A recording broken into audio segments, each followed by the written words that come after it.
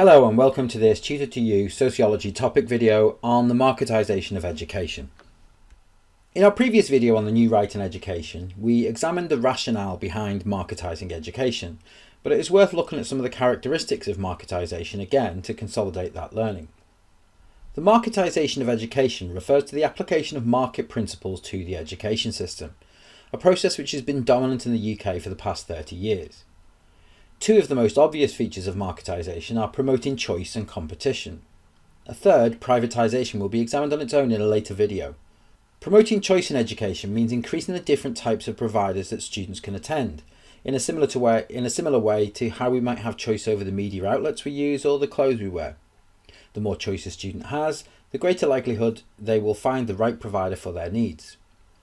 Promoting competition between these providers is another important principle of marketisation. If schools and colleges are competing for students, according to principles of marketisation, it will mean that they are striving to be the best choice for students by offering them more chances of success, better resources and facilities, bursaries, scholarships, innovative teaching practices, or opportunities when they leave education. The application of market principles to education is seen as being centred upon the student as a consumer of goods and meeting their needs. So how has marketisation been achieved? Well, over the past 30 years there has been a consensus in education by consecutive governments that marketisation is desirable for the education system. The development of the education market began in 1988 with the Conservative Government Education Reform Act. This created open enrolment in schools to give parents greater choice of where to send their children. It also created a national curriculum as a framework of educational standards and standardised testing to allow schools to be compared with one another based upon their results. Further developments included the introduction of formula funding for schools. Prior to this policy, schools had received a share of the local education authority budget for schooling, but formula funding meant schools received a specific amount per pupil, meaning that schools could compete with one another to gain additional funding based upon the number of enrolments they had. Comparison between schools was made more accessible with the introduction of league tables and Ofsted in the early 1990s. Allowing parents to see the results of standardised exams and judgments on the quality of provision at a school increased choice. Marketisation of education was not limited to primary and secondary education. The provision of polytechnics and colleges to apply for university status in 1992 provided students with increased choice in higher education as well. Educational policies that promoted marketisation were also adopted by the new Labour government that followed on from the Conservative government and Thatcher and Major. Under Blair and Brown's third way politics, marketisation was expanded through a range of educational policies.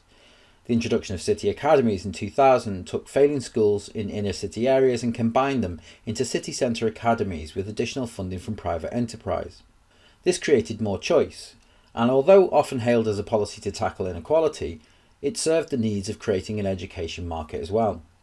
Furthermore, New Labour introduced a wider range of schools with the introduction of specialist schools, institutions that specialised in certain areas of the curriculum like science, sports and arts, and the expansion of faith schools to cater for the needs of a more culturally diverse UK.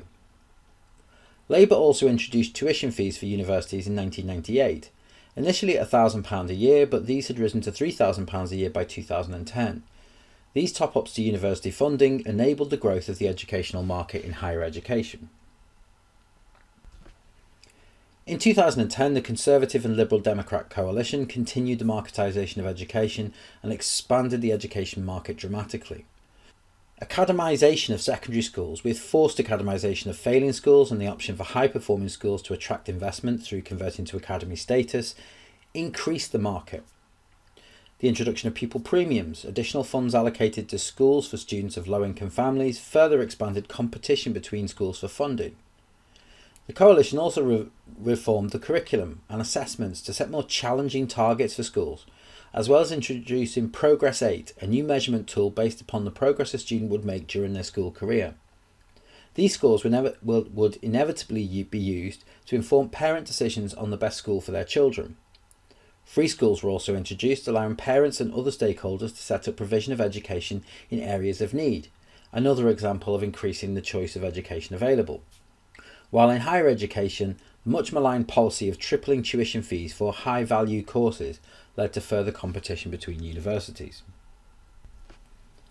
What have been the impacts of marketisation? Well, there is a wider choice of schools available for parents and students to decide on, and general availability of information. Free schools, academies, faith schools, university technical colleges, specialist schools and state comprehensives are just some of the options available to students. There has been more private investment into education provision from universities, charities, academy trusts and even football clubs. University attendance has increased with more students attending university, with many of those being attracted to the UK market from overseas. And finally, there has been an increase in educational standards with more GCSE and A-Level passes than ever before.